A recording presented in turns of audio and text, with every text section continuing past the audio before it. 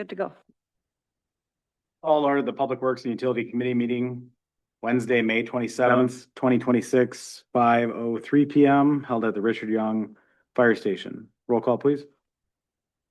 Trustee Moonen, Present and chairing. trustee Beal. Here. Got committee member Eberly, Here. committee member Miller, Here. committee member Pless, Here. administrator Green. Here. DPW Director Willikowski and Engineer Neitzel are present in the audience, and Clerk Capazzo to record the minutes. Your packet is April 15th, 2026 meeting minutes. Move for approval as submitted. Moved by Mr. Eberly, Second. seconded by Ms. Field. Any discussion on the matter? All in favor, say aye. Aye. Opposed? Motion carries 5-0. Departmental reports, DPW Director Nick Willikowski.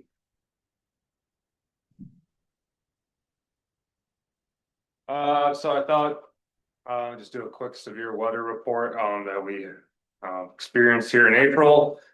April 14th was kind of the start of it all. Early in the morning, we got, I don't know what it was, straight line winds, severe thunderstorms, maybe there's tornado warnings, but I don't really know exactly what consider that happened, but we did get a phone call around 2 AM. There's some trees on the road, and that whole morning we kind of chased around fallen trees due to the, assuming it was just kind of straight line winds that came through. So approximately 12 loads of trees we hauled out that morning, and knowing that there was going to be more severe weather coming that evening, night. Once we got wrapped up with all that stuff, we kind of just went through all the trucks and saws and loaders and excavators to prepare for what may have come, which it did. And roughly around 6 PM, Lisbon got an EF2 tornado that came right through Lisbon. And we responded roughly around 6:30. I think everyone saw where kind of created the most damage. I would say, we were out till about midnight or so. So I'm gonna stay a little later than others. Just making our rounds through the village to make sure that come morning time that there was no, get a phone call saying there's a tree across the road or hole in the road or whatever. So roughly 50 truckloads of trees we hauled out due to that. We also experienced some flooding, some culvert washouts, and kind of just a bunch of issues kind of popped up all of a sudden after that. So the crews worked, I'd say, very well responding to that event. We got no phone calls the following morning, and that we delayed brush pickup obviously due to that, to help with cleanup and everything. And shout out to the fire department.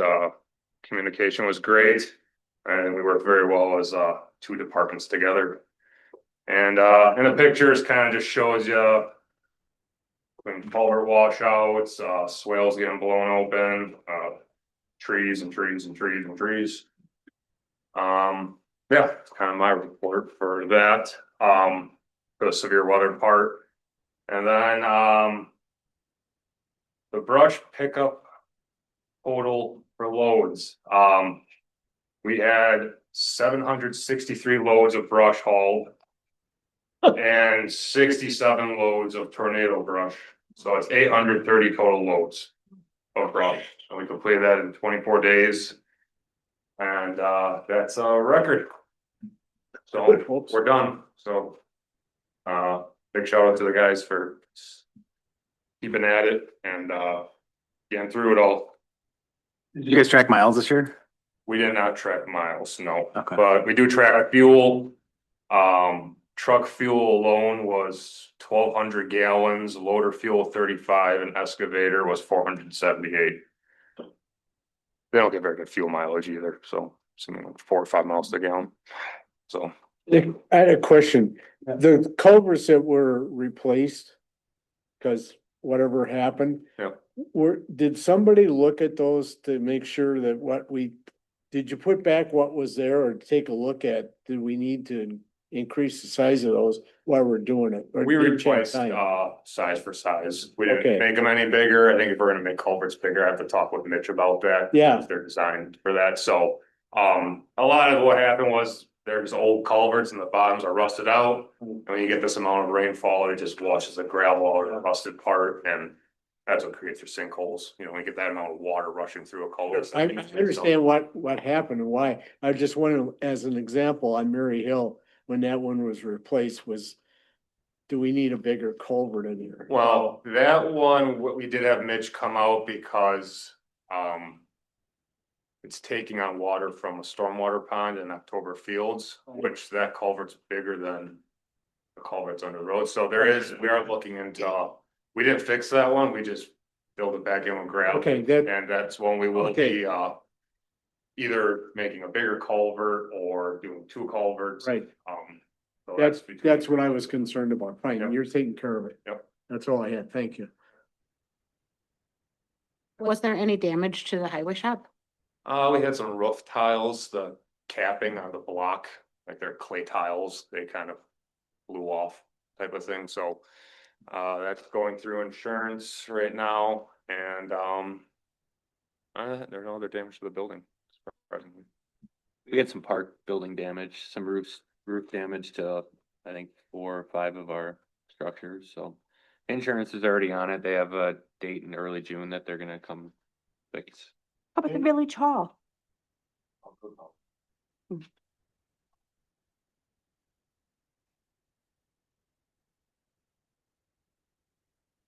guys have a cost that the brush pickup incurred? I know in years past we talked, I could probably figure that out. I could figure it out, just kind of seeing take an average. What we pay per gallon for the month and kind of figure that out mileage wise, hours. I got hours through the guys and everything, so. DOT rates, I'm sure I can figure that out, give a kind of number for the next meeting. Yeah, I mean, we already submitted some costs to the county's reporting.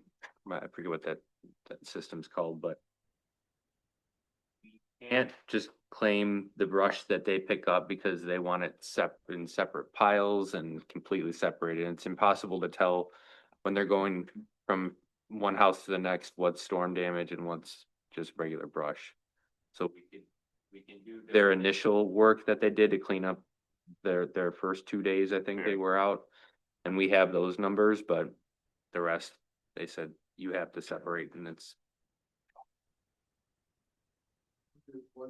Budget wise, what we're not gonna be able to do or what? Something's gonna have to give. I mean, normally, what do you have? 250 loads or something? I don't know. I'd say on average, we're looking in the mid threes. Okay, so you had, say, almost 3 times as much. Plus, you got a lot of overtime. So that's gonna really, okay. The big thing is grinding too, because now we have to grind again, and that's 10 grand to grind, we grinded in spring, but now the site's full, so you have to re-grind again. So that's probably the biggest cost right there, kind of unexpected, you don't really. I was amazed when I drove up there to see what was left on that site. I mean, you couldn't hardly turn around. I don't know how they. It's full. Full. can you, add it to the discussion for next month? We'll have an item on brush pickup, just analysis we can further discuss. Things pertaining to that. All right, anything else for, DPW? Utility Great job. district, Thank you. utility district, Don Neitzel?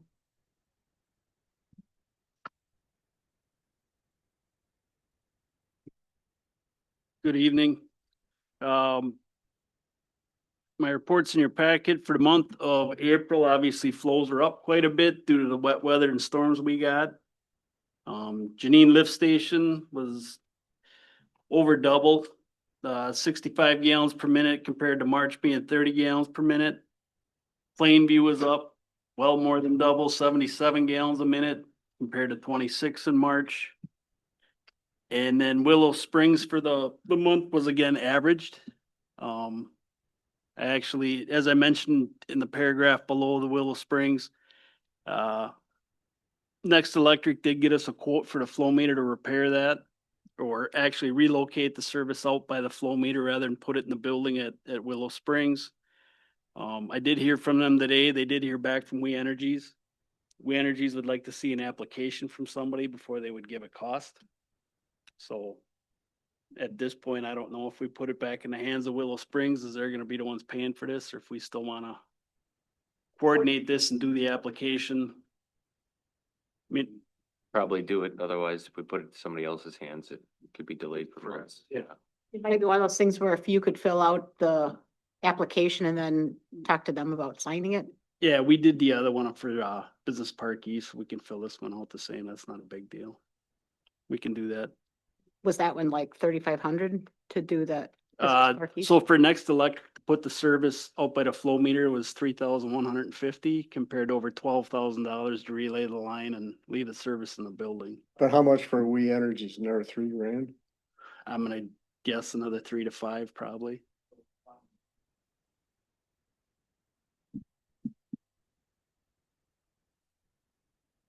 We gotta get that thing put in there. I mean, it's been months before we Yeah. had. Yeah. Yeah, I'll get the application filled out right away and submitted then. Okay. Any questions on Janine, Plainview, or Willow Springs? The one thing I will mention is that during the rain events, we did have, for the first time that I'm at least aware of it, is bypass events. We had one at the Good Hope or Janine lift station. And we also had one at a manhole just upstream of the Dubnica lift station. Sussex made me aware of that. Janine, then we had one house that did back up. That's how we found out the station wasn't keeping up. So they pumped there, and then there was the manhole upstream of Dubnica. It just started coming out the cover. The station kept up, nobody backed up there. So, yeah, we filed the proper paperwork with the DNR and got that submitted. Any questions on that? People somehow or another know who to call? Well, I don't know if they called Village Hall first, if they called Sussex directly, but Yeah, we got a couple of calls. We got the one that backed up, we got that call for sure. Is that monitored after hours? A lot of times they call the police.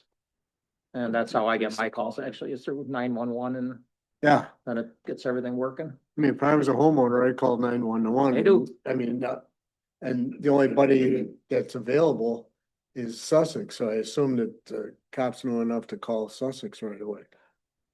Okay. any questions on that? Is there any damage due to that? As far as the homeowner goes, I don't know if there was any. Yeah, in her basement. there was some damage to her basement, so I told her to work through.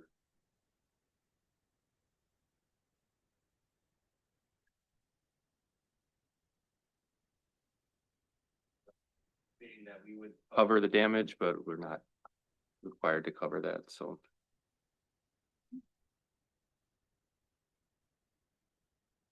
What was that? You said SSO? It's a sanitary sewer overflow that has to be reported to the DNR. Basically states like the duration of when you bypassed, general number, how much you bypass, things like that. How does the bypass work? I'm not familiar with that. They basically threw a pump in the lift station and put it in a ditch. They pumped into the ditch. I mean, at this point, at that point, the majority of it's clear water that's coming in there anyways, but yeah, the pumps, even the with the backup pump in the station just couldn't keep up. Which is the reason the lady who was lowest on the totem pole next to the lift station backed up. Thank you. All right, special projects, Administrator Green. I don't really have a report. We have a meeting coming up after this one where we'll go through sewer service area amendments, so I'll save it for then. New business, discussion necessary action regarding replacement of no parking signs along Oakwood Road. Dan, you wanna? Yeah, Or this Dan, had come up at our parks meeting, and so we put it on this for discussion with the new baseball diamond in place. there have been people parking along Oakwood Road. The residents along there don't particularly like it.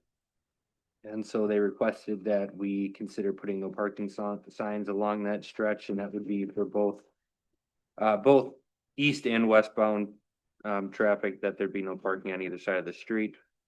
With the park improvement projects coming up and potential expansion of some parking areas near that baseball diamond. Really, it might be a good overflow parking at this point until that occurs, or if we want to try and, keep all the parking on in the park area and not have it on Oakwood Road, that's really up to you guys. I don't have an issue necessarily with no parking, so long as we can enforce it.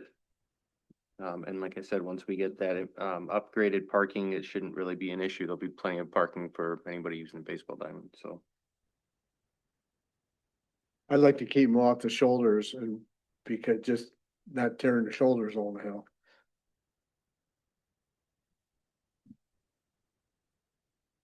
I fielded a few calls. They were actually from the court that were expressing concerns. So I mean, I guess it makes sense. The parking is probably gonna be due to the baseball field and, I know, like by Stony Hallquist, there was considerations so that people don't park unless they're handicapped inside the neighborhood and then they use the parking lot. So I don't think this is anything out of the ordinary that we would normally do as business. I mean, as an example, over at Armory Park where our grandkids play, when they have something on Saturday over there, there's no way there's enough parking. But you can't, what are you gonna do? Pave the whole 50 acres for crying out loud? I mean, and people park stupidly. I mean, that's at best. Is that something we can talk about? Making sure that the capacity at the baseball field is going to be sufficient with those parking lots there? Yeah, I mean, that's kind of my only reservation is if you're eliminating any outflow parking or overflow parking that's available by doing that. So then the next thing they're going to do is park along Bartlett Parkway. And so then you're gonna have cars potentially on both sides of that. So I mean, it's kind of pick your poison, depending on how large of an event or how big of a game that's happening. Luckily, we only have one baseball field, so it shouldn't be that big of an issue, but once we upgrade, our equipment, we're gonna have upgraded parking as well, so. Not familiar with the area, but it would be better off just to have parking on one side of the street versus both sides of the street? Same thing, if it was possible. If it's, I mean, the road isn't wide there. Yeah. And there isn't a improved shoulder, so they're gonna essentially park on the grass. Fine when it's dry, but they're I guess they're going to the park for a reason. I'd encourage them to park in the park, so. That's not gonna alleviate the complaints that you're gonna get for that too, so. Is the committee gonna be responsible for drafting the ordinance, or is it just going to the board for recommendation? We can just take. Make a motion to approve, an ordinance recommendation to the board for no parking along Oakwood Road. Second. Made by myself, seconded by Mr. Everly. Any other further discussion? All in favor, say aye. Aye. Aye. Opposed? Motion carries 5-0 to board. Discussion necessary action regarding DPW request for replacement, grapple rake. Dan or Nick, which one is gonna present this? Nick, will you grab the mic from Don, please? Thank you. All right, in front of you, we have, request for a front end loader grapple rake. To kind of sum it up, we have pallet forks at the DPW. You guys know what pallet forks are? It's basically two forks that come off an attachment for like lifting pallets up and everything. This spring when we were doing grinding, we ended up snapping a tine off of the pallet forks, which just leaves one tine, so you can't really use it per se. And we were looking at possibly swapping out, if you can look for a tine for it or not. You really can't find anything, and it's older than, it's old. I can't find it from anything through Case. So we looked up costs of what a set of pallet forks costs and the price of that compared to a grapple rake. That's why I wanted to bring it up. Pallet forks for grinding, it's what we had, it's what we used. Basically the whole thing was to take the brush out of the pile, feed it to a loader or an excavator. It's not ideal, even though that's what we used when I know Joe was here, that's what we had. There's lots of issues that come with that. You get a lot of material that falls off the forks. It's nothing secure. Doesn't really do a good job. It's very slow. I kind of use an example. If you had a pile of straws and you took your fingers and went like this, how much are you going to grab? Versus you take your hand and grab it, how much are you going to grab? A grapple rake basically closes on the brush. It's what it's meant for. It's meant for brush and debris handling. And with the forks being down, we thought this would be the best option that would improve grinding, saving time in the grinding operation. I would think, suspecting that we could easily save a few hours grinding each year, with that being $600 an hour to grind. I think you would be able to save time with that and money. Also, it eliminates renting another piece of equipment to grind, because usually you have to have 2 to 3 loaders up there. This would be able to handle the one side of the grinder all by itself. And that's what I'm bringing up to you for plus for the grapple rig. On the back page, there's the quote for pallet forks. The wishbone grapple's a different type of grapple. There's just different grapples there. Then the last one is the grapple rig. So.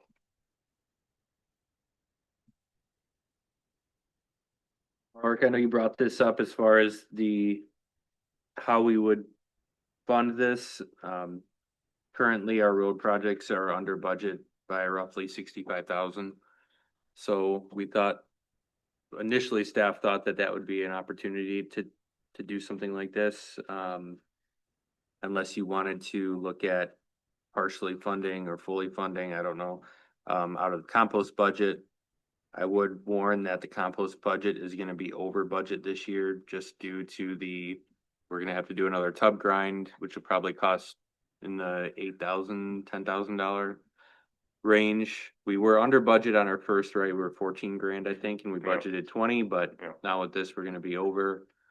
But there is a point to be made that this grapple rake is going to be used probably primarily for compost. Yeah. Or for, Yeah, you know, it'd be used for emergency calls for trees on the road, something you can actually pick up a tree with and move it off safely versus taking a loader and pushing it off. You can actually handle the material. So it'd be used both, but primarily its benefit would be during grinding the most. So we currently rent a grapple, or No, we don't have a grapple at all. Right, but have you been renting one? No, we can't rent them. So we just use forks and We use forks, that's what we had, type of thing, and the excavator feeds the one side, so. so no equipment comes with the tub for grinding? No. Yeah. Yes. Go ahead. Is this grapple interchangeable with other end loaders if you were to trade up a machine? Yep, it would just be a coupler change, kind of, so each brand has their own, they make it difficult that way, but just a coupler change, you'd have to change it, so it fit on any size loader that we run.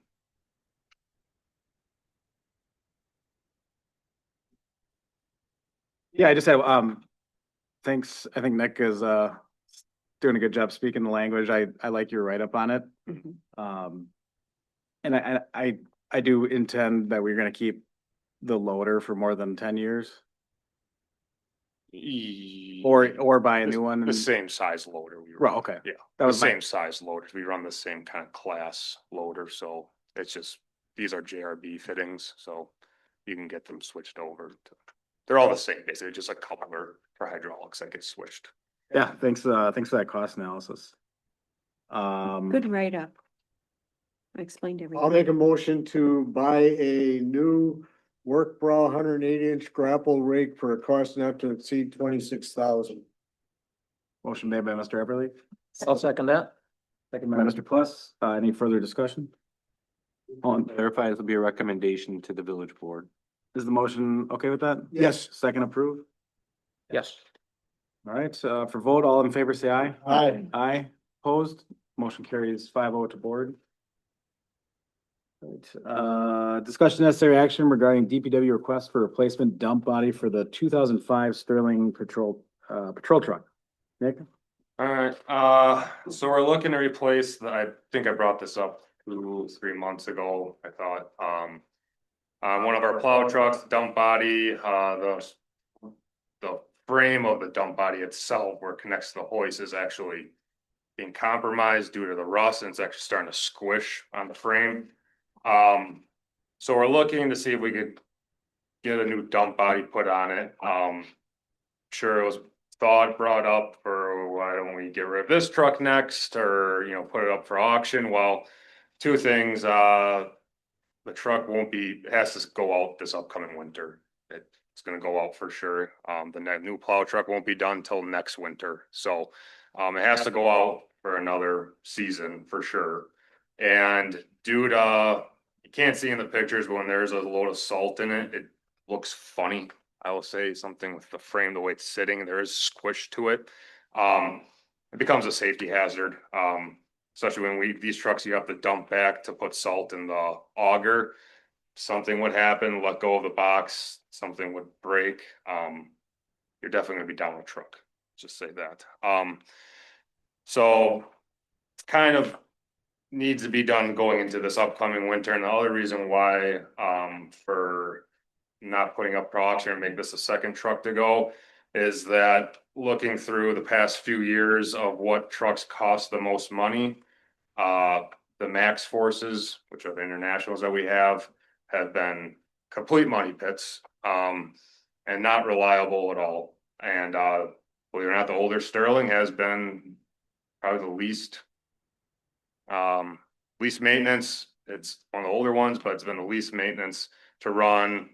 Doesn't break down on us. And looking at that, we thought that, you know, with the max forces out of here, since they are a budget breaker, what we would do is replace the box with a standard steel box, and this would eventually become a backup truck, which is, we always have a spare, but we'd be able to utilize it for 5-8 more years to kind of benefit the new dump body on it. So it doesn't just put dump body out the door, it goes. We want to recoup some of the money and actually use it, and it's a perfect truck that would become a spare once we get through the next rotation here. So the cost of that, I got two numbers, one's from Burke and one's from Breaking Equipment, and I thought it was 20, just under $25,000 for them to do a box swap on it. We would do some in-house for doing the electrical, for running the strobes in the back, basically just hooking them up, and we would dismount the box and the frame on it. And we also, in the past, we've done box swaps in-house, but that's because we had identical boxes we could swap. So this is a Heil. We can't take a box off another truck to put on there to get rid of, because this is the only Heil we have. So if it was like a Henderson and Henderson, you could swap Hendersons on the hoist, but this one you actually have to do a complete hoist out. So that's why in the past, Joe, we swapped boxes because we could, but this one we're kind of just stuck with the one and only. So that's kind of a summary on that. There option to forego and just sell the truck now, or is that not gonna work for your operations?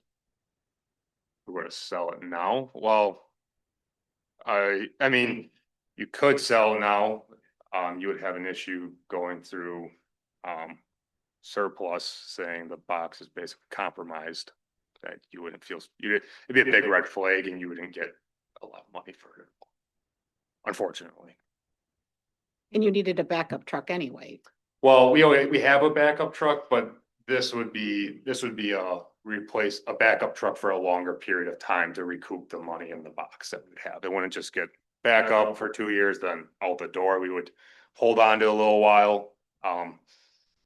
It's a Sterling. They don't make body parts for them anymore, but our bodies on our Sterlings are actually in really good shape. Our interiors are, so you can get all the motor stuff, the chassis, tranny stuff for that stuff. So we don't have an issue with it being an older truck, I would say. Boxes available? I mean, I would think so. I mean, having that quote. I mean, you'd get one before winter, right?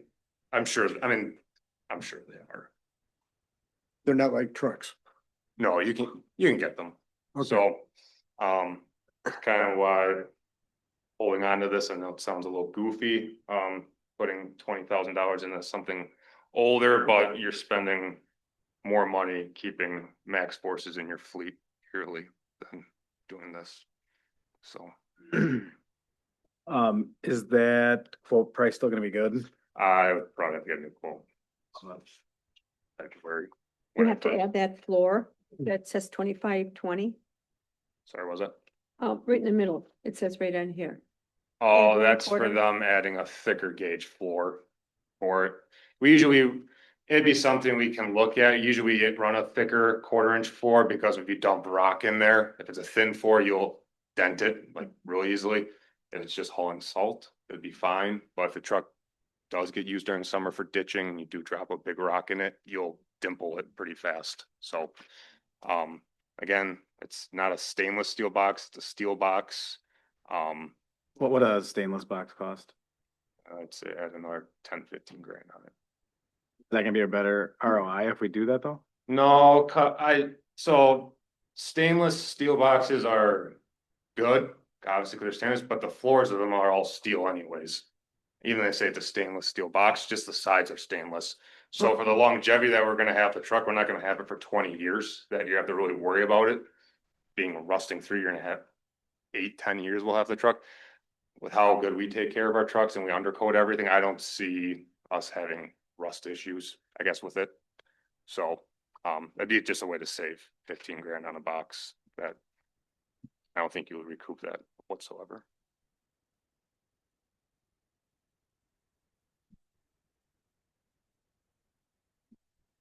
Make a motion to recommend to the village board purchase of a replacement steel dump body for the Sterling truck as outlined in the May 27th, 2026 memo from the DPW director in the amount not to exceed $25,000.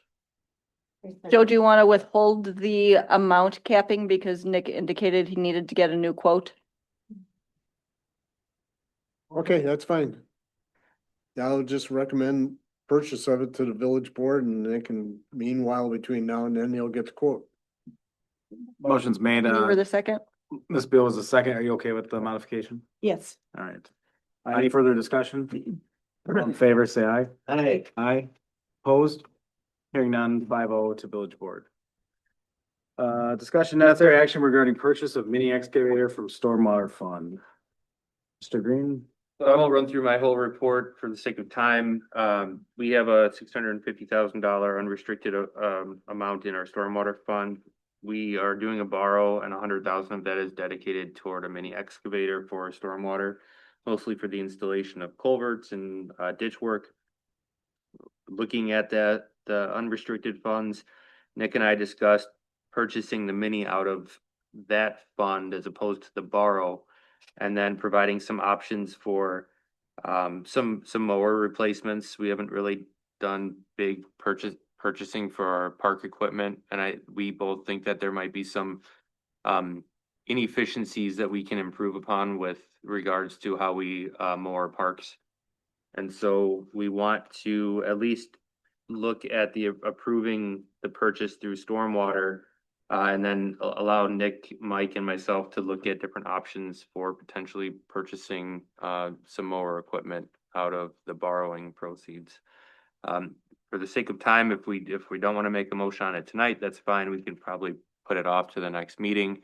In the meantime, Nick, Mike, and some of the staff are going to do some demoing of some larger zero turns and some equipment that will help the summer staff be able to help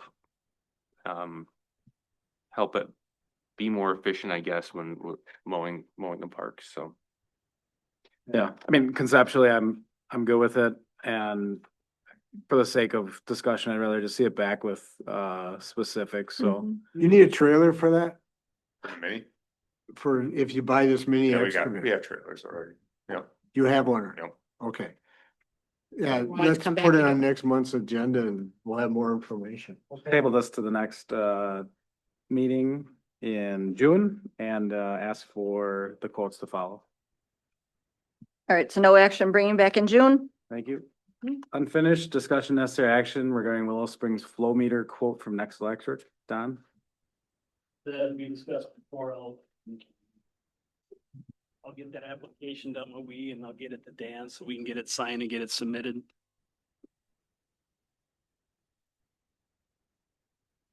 I wouldn't think so.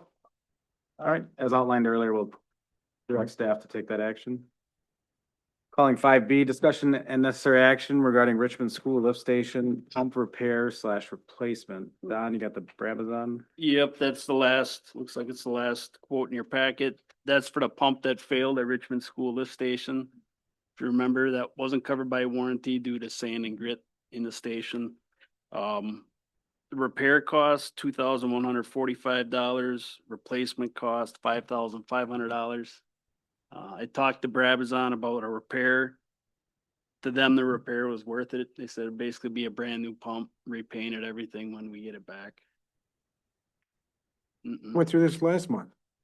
Nope, I don't think, We don't? I don't think we had the number back. Oh, okay. I We brought had it that, up. we talked in concept, but there was Mhm. no Yeah. motion. And the reason it was brought back is our policy only outlines grinders at this point. Mhm. So by policy, we have to at least approve something here. So I I make a motion to approve repair of the pump for the Repair? Richmond lift station with price, With not to exceed. for a price not to exceed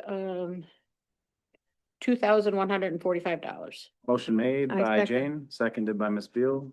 I think the cost should be A little higher. sent to Richmond. 100%. As far as this goes, 65-35 split. I don't think we 65-35 can based on the Why? agreement. This pump, we're replacing pumps every 10 minutes up there and it's. Well, then we might want to think about a new agreement then. We need that. Mention it before. we can, I agree. but it'll have to be at a Okay. agendized meeting, so we'll put it on the next meeting. Good idea. Any other discussion? Hearing none, motion made and seconded, all in favor, say aye. Aye. Opposed, hearing none, motion passes 5-0 to board. All right, really quick running through what's coming back. I've got a brush pickup discussion. I've got the mini excavator. I've got a flow meter status update from Don. And then the Richmond School cost share agreement. I would like to see put on the agenda for next month's stormwater fund. We can talk about it then. It's not on the agenda tonight, but I'd like to talk about it next month. Anything Just want a specific? discussion on it? I don't know. I'd like a history of when the last time that thing was updated and what's in there.